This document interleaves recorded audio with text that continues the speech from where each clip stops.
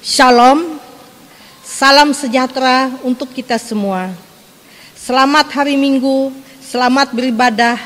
Minggu tanggal 11 Oktober 2020. Sebelum kita mulai ibadah, ada beberapa hal yang kami sampaikan dalam berita jemaat. Yang pertama, Majelis Jemaat Sinar Kasih mengucapkan selamat ulang tahun kelahiran dan ulang tahun pernikahan di sepanjang minggu ini. Tuhan Yesus memberkati. Yang kedua, Majelis Jemaat Sinar Kasih mengucapkan terima kasih atas persembahan yang sudah disampaikan di sepanjang minggu ini, baik yang diantar langsung ke kantor majelis atau melalui rekening yang sudah ditentukan. Ada sebuah pengumuman dari Komisi Pemilihan Umum nomor 287 sekian-sekian, diberitahukan kepada seluruh warga di lingkungan RT/RW di Kelurahan Menteng bahwa panitia pemungutan suara dalam kurung PPS Menteng memberikan layanan informasi data pemilih Pilkada 2020 sampai dengan tanggal 6 Desember 2020. Bagi warga yang memerlukan informasi terkait data pemilih untuk pemilihan gubernur dan wakil gubernur tahun 2020 dapat menghubungi Bapak miring Ibu Jumikun nomor HP 081351176657 atau datang langsung ke kantor Kelurahan Menteng pada pukul 9 WIB sampai dengan 15 WIB setiap jam kerja. Demikian untuk menjadi perhatian bersama demi suksesnya pemilihan kepala daerah tahun 2020. Terima kasih. Palangkaraya 1 Oktober 2020 atas nama Ketua Panitia Pemungutan Suara PPS Kelurahan Menteng tertanda Jumikun.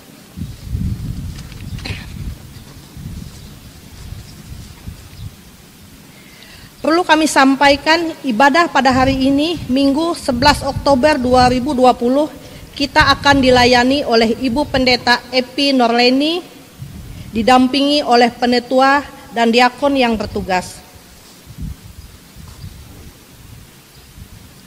Bapak, Ibu, Saudara-saudari, warga jemaat GKI Sinar Kasih dimanapun kita berada, hari ini kita beribadah dalam suasana baru yang disebut new normal, dalam kaitannya dengan situasi berjaga-jaga terhadap pandemi COVID-19.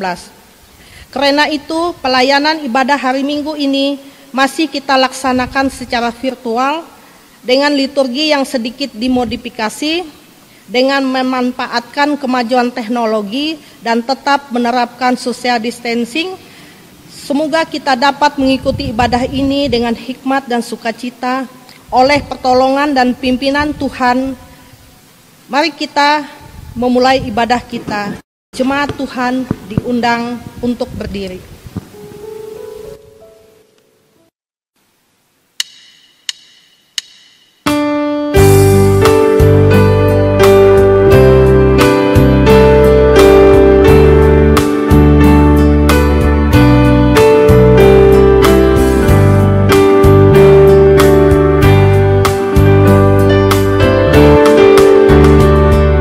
Bagimu Tuhan yang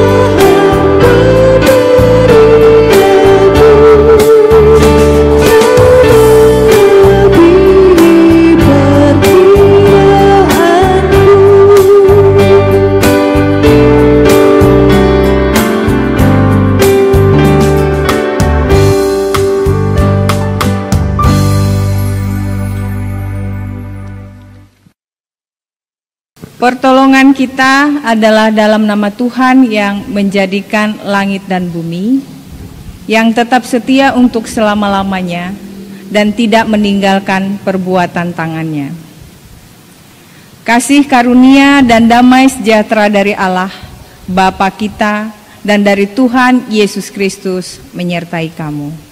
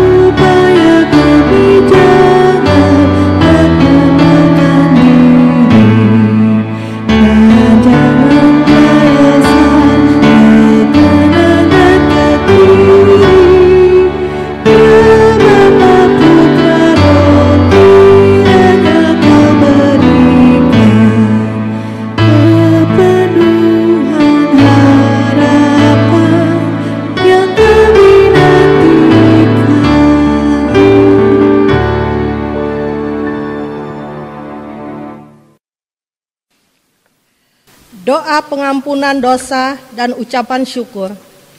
Setelah kita menjalani kehidupan dari waktu ke waktu, Allah dengan setia menyertai dan memberkati kita. Namun kita masih sering lalai, bahkan melanggar perintah-perintahnya. Mari kita merenung ulang dan menyesali dosa di hadapan Tuhan dalam saat teduh.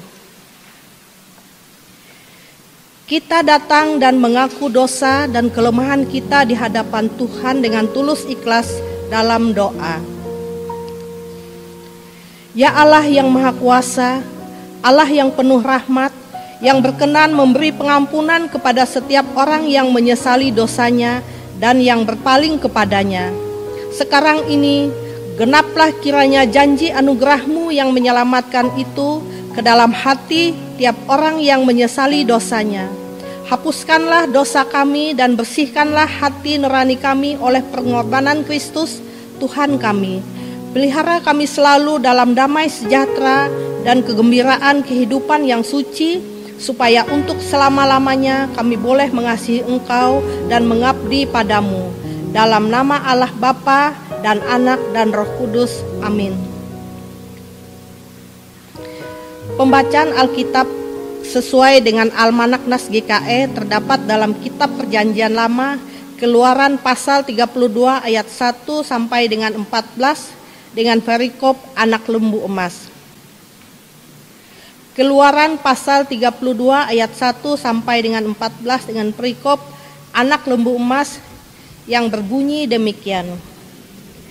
Ketika bangsa itu melihat bahwa Musa mengundur-undurkan turun dari gunung itu, maka berkumpullah mereka mengerumuni Harun dan berkata kepadanya, "Mari, buatlah untuk kami Allah yang akan berjalan di depan kami, sebab Musa ini, orang yang telah memimpin kami keluar dari tanah Mesir, Kami tidak tahu apa yang telah terjadi dengan dia."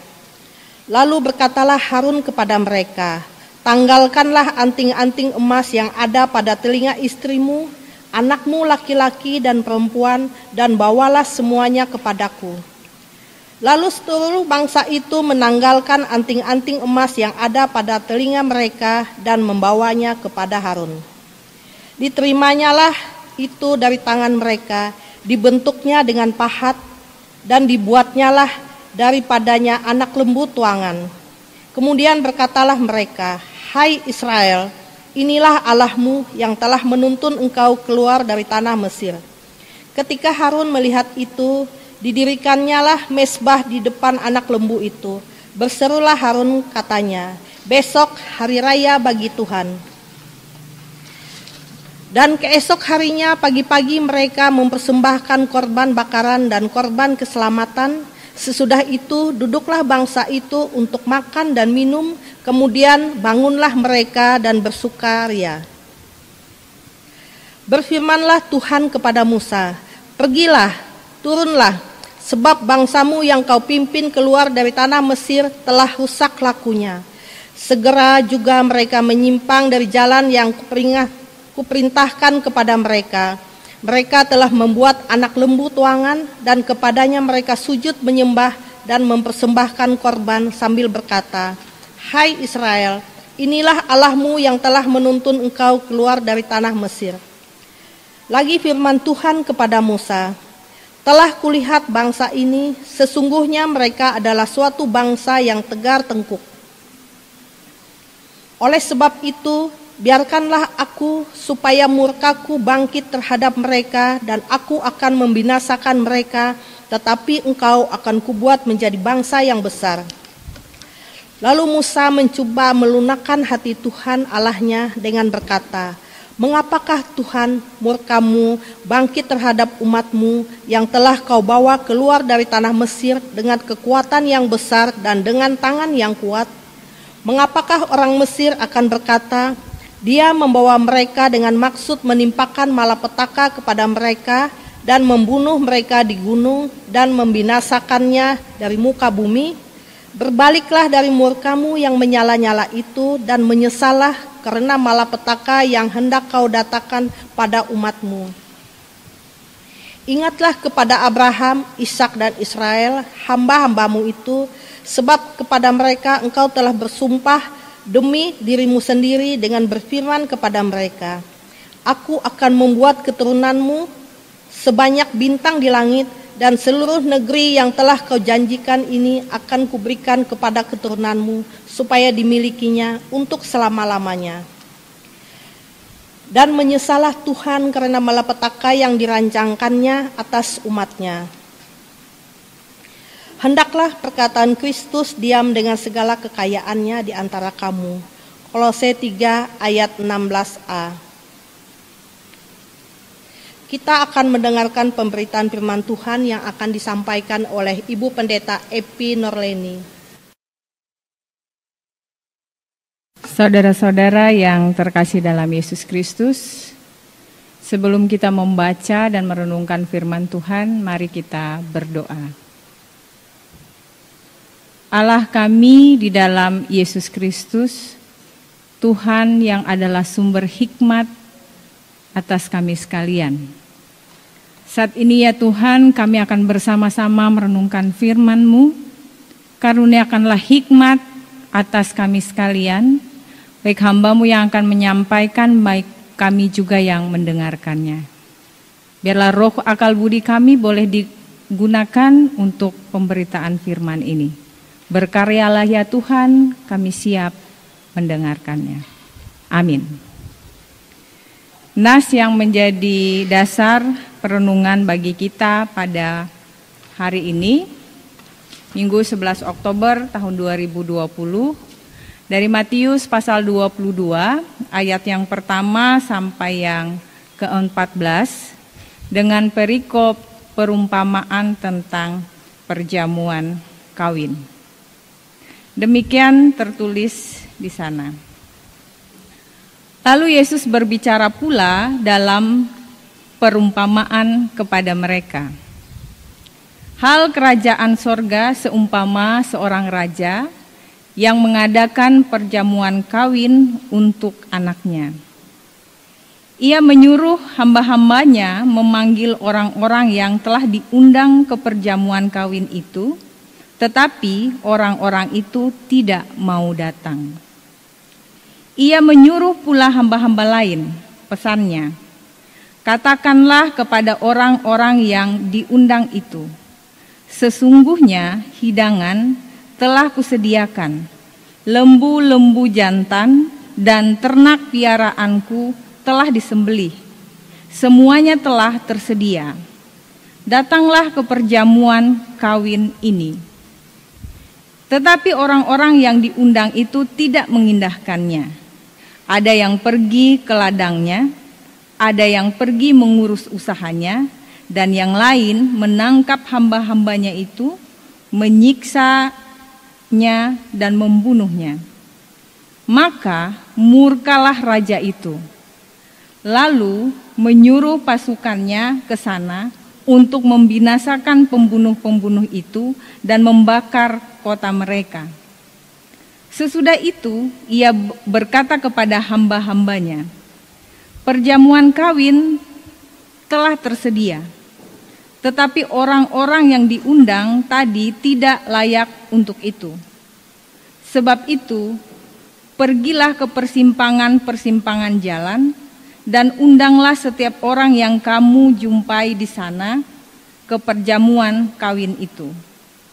Maka pergilah hamba-hamba itu dan mereka mengumpulkan semua orang yang dijumpainya di jalan-jalan, orang-orang jahat dan orang-orang baik, sehingga penuhlah ruangan perjamuan itu dengan tamu.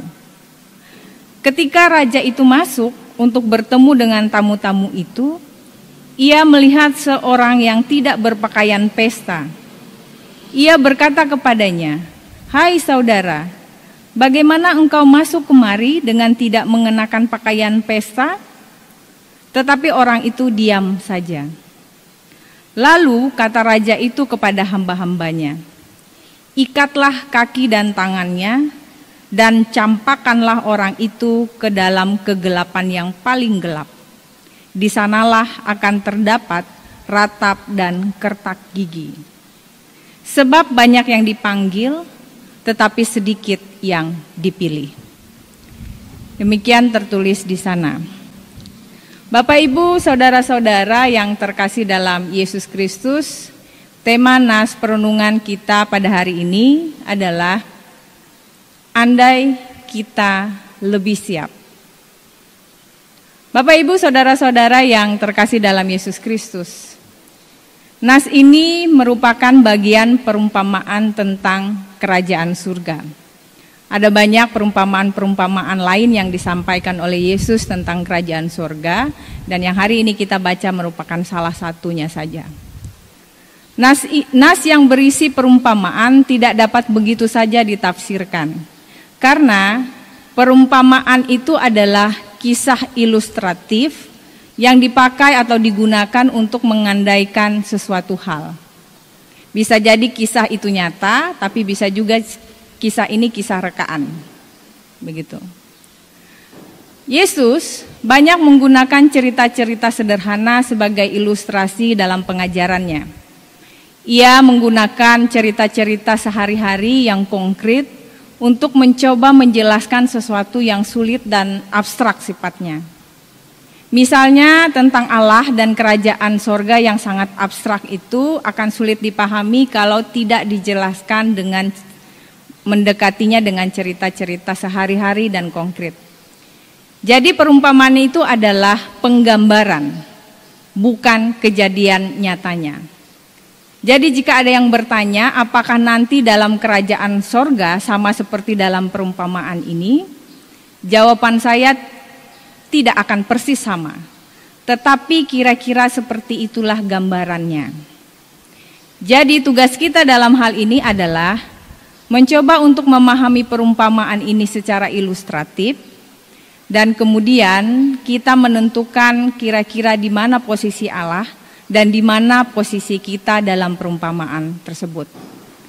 Oleh sebab itu, saya memberi tema yang juga berandai dalam renungan kita. Makanya karena ini perumpamaan, dia adalah pengandaian, saya juga mengandaikan gitu. Seandainya kita lebih siap. Jadi jelas posisi kita itu adalah, dalam hal ini saya membawanya kita dalam posisi undangan. Para undangan, bukan pengundang. Bapak, Ibu, saudara-saudara yang terkasih dalam Yesus Kristus. Nas kita hari ini berbicara tentang kerajaan sorga yang diibaratkan seperti perjamuan pesta kawin. Ini ceritanya bukan rajanya yang menikah tapi anaknya. Seperti layaknya sebuah pesta, pasti ia sudah dipersiapkan dengan penuh sukacita. Saya garis bawahi kata dipersiapkan untuk menunjukkan bahwa normalnya sebuah perjamuan kawin itu selalu saja dalam perencanaan yang jauh-jauh hari gitu. Jadi tidak mendadak tiba-tiba dilaksanakan. Bahkan mungkin kabar tentang pernikahan itu sudah tersebar di kalangan keluarga, kerabat dan seluruh kota jauh sebelum hari H itu terjadi. Dan tentu saja tuan dan nyonya pesta telah memperhitungkan kapasitas meja dan ruangan dengan jumlah undangan yang mereka kirim. Saya ingat biasanya keluarga akan menghitung undangan yang dikirim 500, maka dikalikanlah 4 begitu, karena dia nanti akan datang dengan istrinya, dengan 2 anaknya. Maka seperti itulah meja itu akan dipersiapkan. Nah, selain itu biasanya ada kebiasaan di Eropa, biasanya dalam undangan itu biasanya sudah ditulis dress code-nya apa, atau dia harus pakai baju apa datang ke pesta itu, baju formal kah, baju Eropanis kah, atau apa begitu. Jadi ada dress code-nya di situ. Kalau dalam kebiasaan kita sekarang ini biasanya keluarga sudah membagikan kain seragam gitu untuk orang-orang yang diundang, terutama dari kaum kerabatnya. Sehingga jika ada yang datang tanpa baju pesta itu jelas orang itu tidak membaca undangannya, atau tidak cukup teliti atau tidak cukup jeli untuk melihat undangan itu. Atau dia tidak sungguh-sungguh mempersiapkan diri untuk pesta itu. Ya, dia datang sembarangan aja gitu. Nah, sehingga apa yang disoroti raja dalam pesta perjamuan ini, pertama, karena tadi hitungan undangan dan jumlah kapasitas ruangan sudah diperkirakan, tentu kalau ada yang tidak datang tuh kelihatan meja mana yang tidak datang. Kosong begitu. Lalu yang kedua yang disoroti juga adalah undangan yang tidak berpakaian pesta. Dalam ilustrasi saya tadi, kemungkinannya di undangan itu sudah ada dress code-nya. Nanti datang dengan pakaian hitam putih misalnya, atau pakaian putih. Nah, ada yang datang dengan tidak berpakaian. Bapak, Ibu, saudara-saudara yang terkasih dalam Yesus Kristus, buat saya yang cukup mengejutkan adalah bagaimana perintah raja terhadap para undangan yang tidak datang dan yang tidak berpakaian pesta itu. Kalau kita baca mungkin saja kita berpikir, raja ini berlebihan atau terlalu baperan gitu rajanya. Masa nggak datang aja dibunuh? Masa nggak pakai baju dress code aja nggak disiksa gitu? Nah, dalam pertanyaan itu Bapak Ibu, saya mencoba untuk melihat apa sih sebenarnya yang terjadi dengan pesta kawin ini dan kenapa raja bersikap seperti itu. Pertama, undangan yang tidak datang itu bisa diklasifikasikan menjadi 3, yang tidak mau datang itu. Kalau di bagian pertama ketika para hamba itu datang, dikatakan mereka tidak mau datang saja.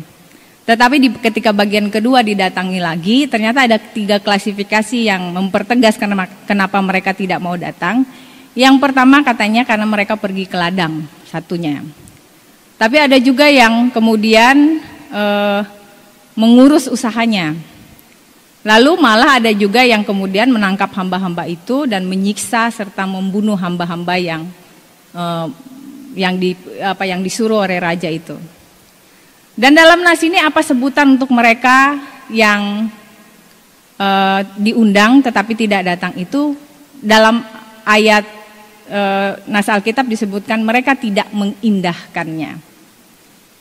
Nah, ini ada kaitannya dengan ayat ke-14, kata tidak mengindahkannya ini ada hubungannya dengan ayat ke-14.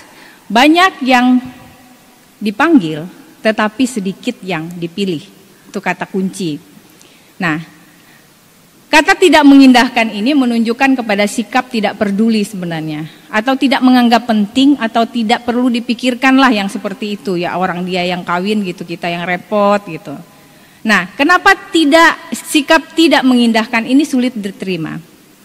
Bisa saja kita bertanya, apa salahnya memang mengurus kerja sementara di sana ada undangan perjamuan? Jika kita berada dalam posisi raja untuk melihat hal ini, maka akan seperti ini kelihatannya. Saya raja, dari sekian banyak orang yang layak diundang, aku memilihmu secara khusus untuk masuk dalam perjamuan kudus, dalam perjamuan kawin ini, karena Anda menurut saya istimewa. Itu posisi pikiran raja. Tidak semua orang dipilih untuk diundang, tapi saya memilihmu dari sekian banyak untuk datang ke perjamuan kawin ini karena saya merasa Anda istimewa. Dan tiba-tiba pada hari A, Anda malah tidak datang karena alasan sibuk. Bisa bayangkan bagaimana hati sang raja gitu. Sehingga raja mungkin bertanya dalam hatinya, jika Anda peduli dan punya rasa hormat terhadap saya, Anda tentu akan berpikir mengurus kerja Anda di lain waktu, bukan di hari H pernikahan itu. Sehingga bisa jadi, itu secara sosial politis begitu, perbuatan tidak mengindahkan undangan ini terindikasi sebagai perbuatan yang disengaja untuk menunjukkan sikap tidak hormat pada raja. Maka murkalah raja itu. Nah, maka raja yang murka itu membunuh dan membakar habis kota itu. Dan kenapa tidak cukup hanya membunuh tetapi juga membakar? Persoalannya yang mengundang ini raja. Saya berpikir tidak mungkin raja mengundang orang-orang sembarangan hadir dalam pesta kawin itu. Pasti dia akan mengundang para pejabat negara gitu. Bahkan mungkin kota yang dia hancurkan itu, yang diundang itu wali kotanya. Nah, bukankah di sini kita patut pertanyakan gitu, kepatuhan pemimpin itu adalah simbol kepatuhan rakyatnya. Kalau wali kotanya nggak datang, ya gimana rakyatnya gitu. Karena dia adalah simbol, jadi patut kita berpikir bahwa apa yang dilakukan oleh pimpinannya itu pasti akan ditiru oleh rakyatnya kan. Sehingga sikap raja membakar kota bukan tindakan yang emosional, tetapi kita bisa pahami sebagai tindakan politik atas ketidakpatuhan bawahannya.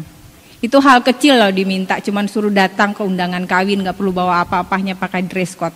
Gimana kalau dia suruh perintahkan, ayo basmi korupsi di sana? Gimana tanggapan anak-anak buah itu? Itu mungkin dalam pikiran raja pada saat dia mengundang. Hal sederhana pun yang kuminta dia tidak bisa lakukan. Bagaimana hal besar? Hanya datang saja dengan pakaian yang sudah ditentukan. Jadi, bagian ini adalah sorotan bagi para pemimpin yang jahat. Disebutkan di nas kita memang orang-orang jahat itu disuruh ditangkap gitu. Yang sebenarnya diundang untuk melakukan kebaikan, tetapi mereka malah melakukan sebaliknya. Bapak Ibu saudara-saudara yang terkasih dalam Yesus Kristus, banyak publik figur yang tidak menyadari hal ini. Bahwa tindakannya sebagai individu itu sangat melekat pada jabatannya. Jadi saya tidak bisa berkata bahwa ketika saya bertindak sebagai Evi gitu, tidak melekat pada jabatan saya sebagai pendeta. Itu melekat. Nah, atau seorang Joko Widodo keluar tanpa masker di jalanan, itu tidak melekat pada jabatannya sebagai presiden. Sehingga kalau tindakan raja pada hal ini ketika dia melihat yang diundang itu adalah orang yang melekatkan pada pimpinannya sehingga kemudian seluruh kota itu.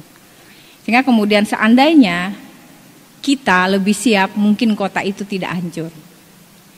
Itu sebabnya ada istilah ya, guru itu kencing berdiri, lebih lagi muridnya itu pasti kencing berlari. Karena ya figur akan menentukan sikap, public figure akan menentukan sikap bawahannya. Kalau ada pimpinan yang keluar tidak pakai masker dan segala macam, ya pasti yang lain pun akan bilang, ah ibu itu kan nggak keluar nggak pakai masker juga misalnya. Ini konteks yang sekarang. Konteks yang lain mungkin bisa kita lihat. Yang kedua, Bapak Ibu, saudara-saudara yang terkasih dalam Yesus Kristus, bagaimana dengan undangan yang tidak berpakaian pesta? Nah, dalam undangan yang tidak berpakaian pesta itu ada dua kondisi yang kita baca dalam nas. Dia tidak berpakaian pesta, dan ketika ditanya dia diam saja. Nah, ini kata yang penting sebenarnya. Ketika ditanya dia diam gitu, diam saja, nggak ngomong. Sikap orang ini setara sebenarnya dengan sikap undangan yang di atas itu, dengan tidak mengindahkan. Jadi kalau ada orang ngomong terus nggak direspon gitu. Nah, kenapa tidak berpakaian pesta menjadi masalah? Nah, jika dilihat dari posisi raja, saya kembali lagi, maka kita akan melihat seperti ini. Tadi pesta saya tidak didata, banyak meja yang kosong. Nah, lalu kemudian dalam hal ini saya raja memberikan tempat istimewa di dalam perjamuan ini kepadamu yang tadinya tidak diundang. Kenapa Anda datang tanpa persiapan? Menunjukkan tidak hormat dan juga tidak menunjukkan rasa terima kasih atas undangan itu. Dan yang lebih parah, ketika ditanya orang ini diam atau tidak menjawab. Ini kan terindikasi bahwa perbuatan undangan ini tidak responsif gitu ya, dan tidak tahu diri gitu. Harusnya kalau sudah dikasih tahu salah, paling tidak ya minta maaf lah. Maaf ya Tuan Raja, saya tadi terburu-buru karena hamba-hambamu tadi bilang ayo segera masuk, saya nggak terpikirkan soal berganti pakaian. Nah, meminta maaf dan izin pulang untuk berganti pakaian itu mungkin akan merubah pikiran si raja. Dalam pembacaan Alkitab tadi jelas bahwa Musa merayu Allah supaya membatalkan penghakuman, dan kemudian dituliskan pada bagian akhir pembacaan kita jelas dikatakan menyesallah Allah.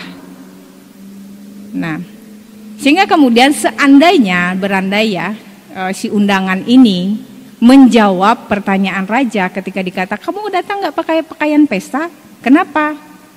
Tapi karena dia diam saja, raja tidak menemukan alasan untuk memaafkan dia. Sehingga kemudian raja jengkel, sudah tidak berpakaian, tidak minta maaf lagi gitu.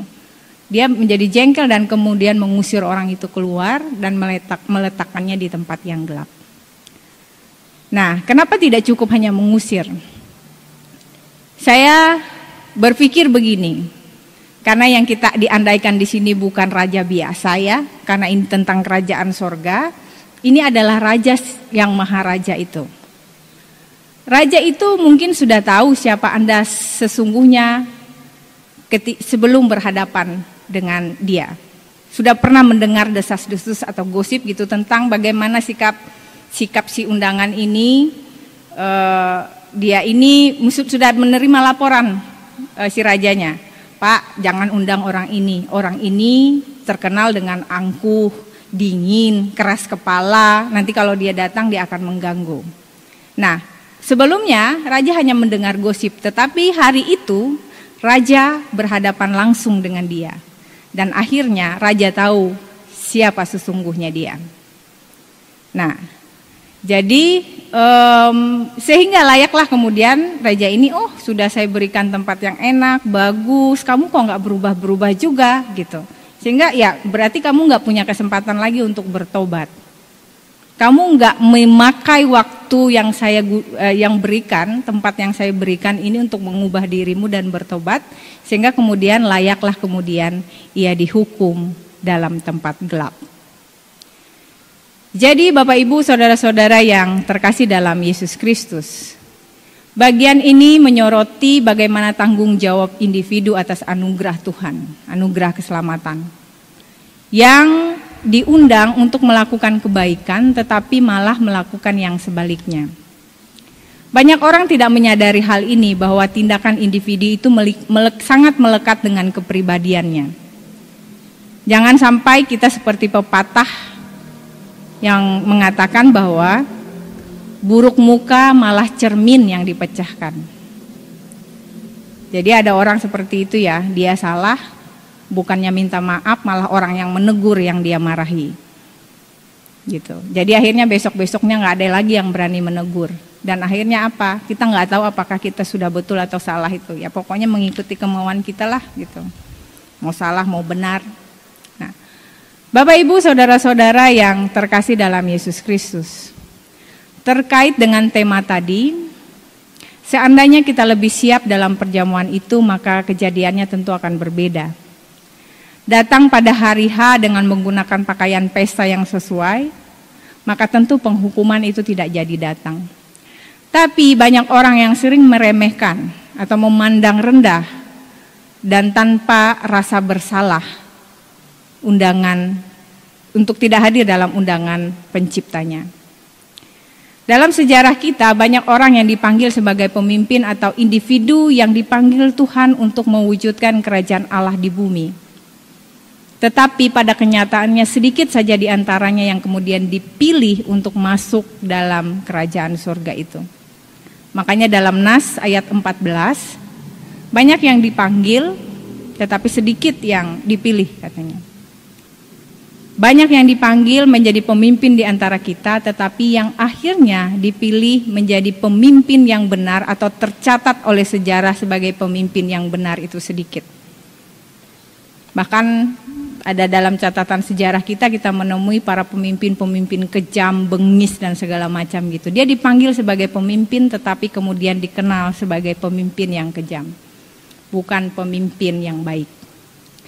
Tentu yang dimaksud pemimpin dan individu yang mengindahkan perintah pencipta untuk melakukan kebaikan itu yang dimaksudkan oleh Nas ini. Baik terhadap sesama manusia dan sesama ciptaan. Karena seorang pemimpin itu berkuasa atas tidak hanya manusia tetapi juga ciptaan. Kalau kita lihat konteksnya di Kalimantan ini, tentu saja yang disebut dengan pemimpin daerah itu pasti ada kaitannya dengan lingkungan hidup. Sehingga hewan dan lingkungan semesta yang selalu menjadi sorotan tidak hanya masyarakat Indonesia tapi masyarakat dunia untuk Kalimantan Tengah ini adalah lingkungannya. Nah, seandainya kita lebih siap menerima undangan kerajaan Allah, maka wujud bumi tentu akan penuh dengan kebaikan. Tanpa permusuhan, penuh cinta dan penuh perhatian. Mari merenungkan lebih dalam. Andai kita sebagai gereja yang siap dipanggil dan dipilih, maka apa yang kita kenakan dan akan kita banggakan serta akan kita tunjukkan dalam pesta perjamuan itu. Tuhan memberkati. Amin. Kita akan mendengarkan pujian.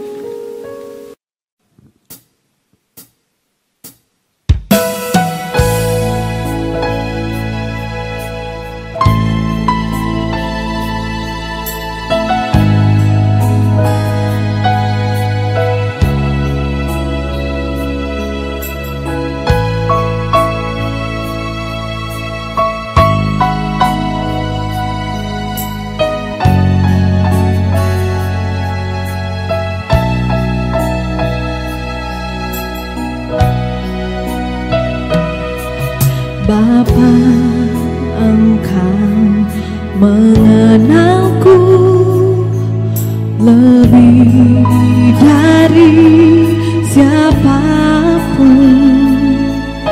Engkau tahu ceritaku dan isi hatiku. Tak peduli masa lalu, Engkau tetap memilihku. Ubahkanku, sempurnakan jadi karya yang indah. Kini aku percaya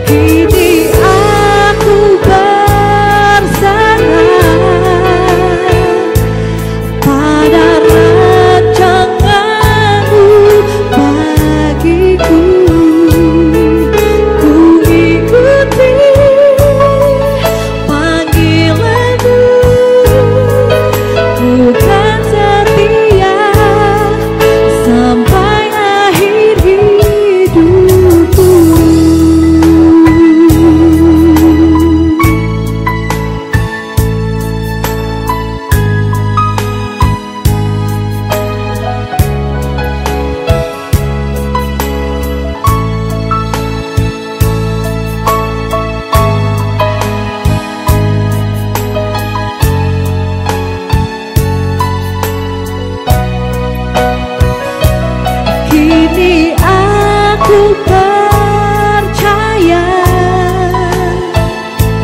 tiada yang mustahil bagimu.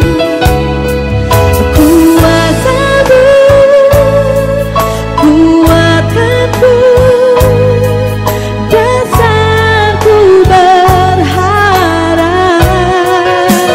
Kini aku berserah pada rancangan-Mu bagiku. Ku ikuti panggilan-Mu, ku kan setia sampai akhir hidupku. Bapak Ibu sidang jemaat yang terkasih dalam Yesus Kristus, saatnya kita menaikkan doa syafaat kita. Mari kita berdoa. Syukur kepadamu ya Allah dalam Yesus Kristus, Allah yang kami percaya telah memberikan kami perlindungan selama masa pandemi COVID-19 ini. Kami percaya bahwa Engkaulah yang sudah memelihara dan melindungi sampai saat ini. Kami masih dalam keadaan sehat dan tercukupkan kehidupan kami. Kami terus berserah dan mengimani kasih pemeliharaan-Mu dalam kehidupan kami. Dalam iman kami percaya bahwa Engkau tetap beserta, walaupun terkadang kami lalai dan bebal. Ya Allah, kami yang terus mengaruniakan kepada kami akal budi. Engkau yang mengaruniakan kepada kami kehidupan yang baik. Dan saat ini ya Tuhan, kami berada dalam persiapan menghadapi kehidupan normal baru. Walaupun pandemi ini belum berakhir ya Tuhan, tetapi kami tetap harus mempersiapkan diri kami untuk hidup berdampingan dengan coronavirus. Ajarlah kami untuk tetap berjaga-jaga dengan protokol kesehatan yang sudah dianjurkan. Dalam iman kami ingin terus bekerja dan berdoa.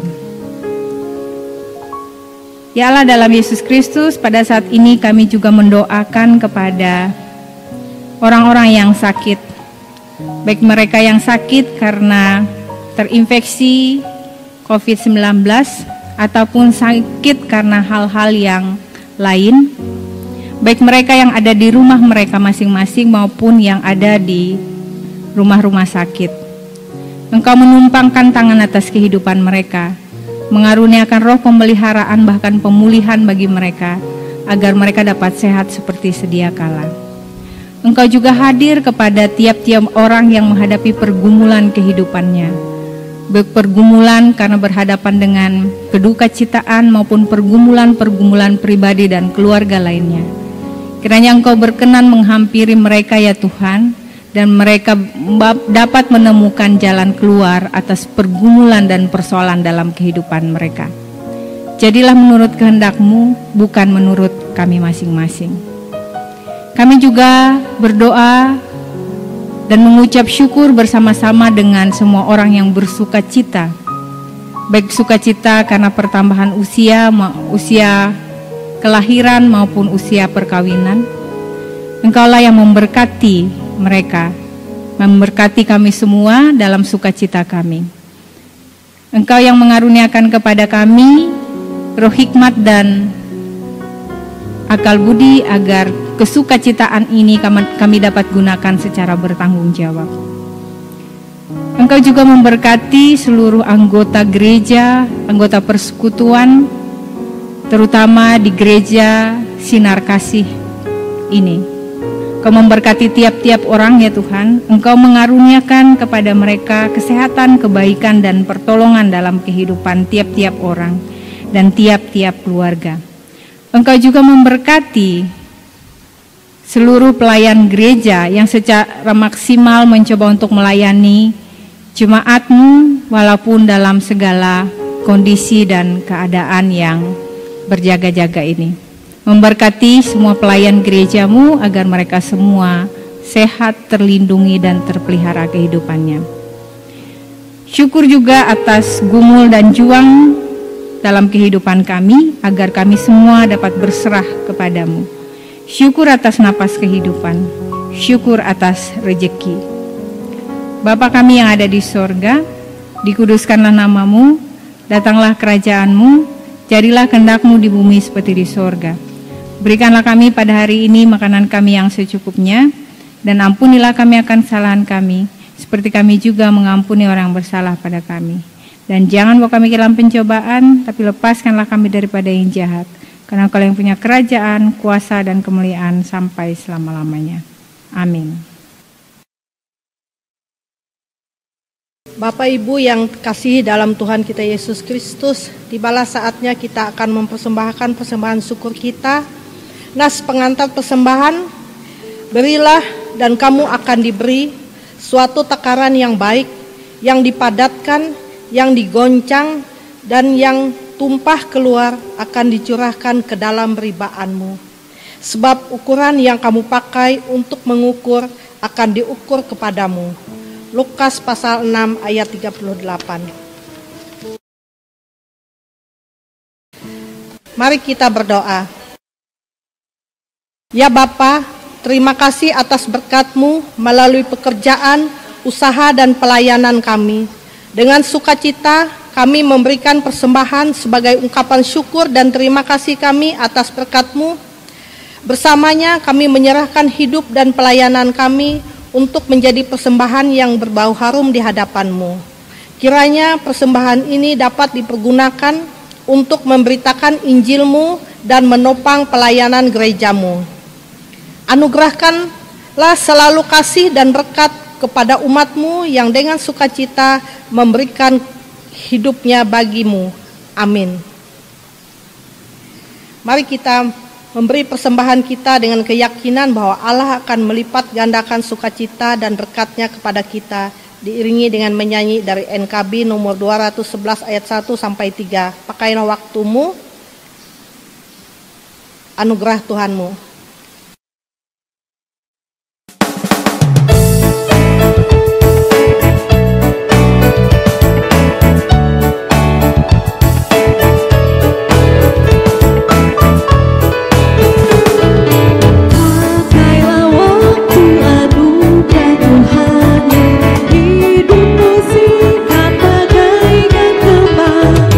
Mana benda yang bakal dirimu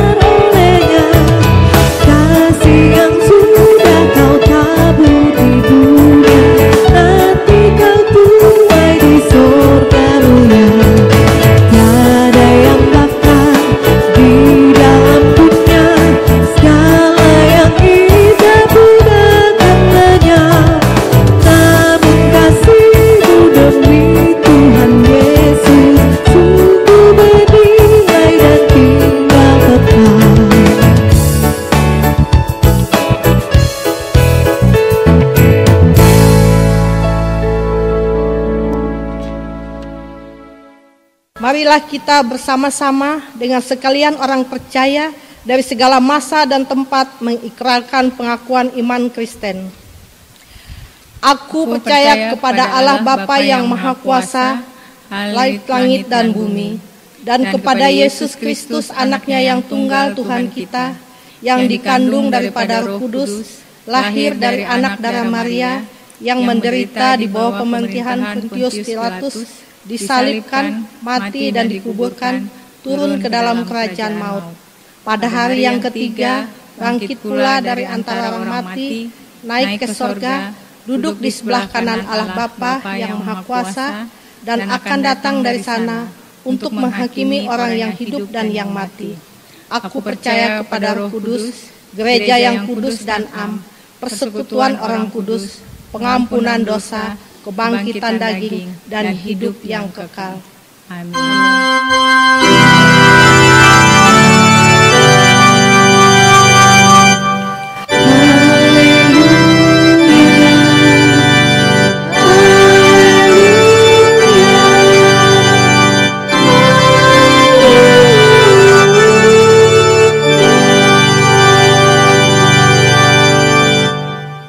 Bapak, Ibu, saudara-saudara yang terkasih dalam Yesus Kristus, pulanglah dengan damai sejahtera dan terimalah berkat Tuhan. Tuhan memberkati engkau dan melindungi engkau. Tuhan menyinari engkau dengan wajah-Nya dan memberi engkau kasih karunia. Tuhan menghadapkan wajah-Nya kepadamu dan memberi engkau damai sejahtera.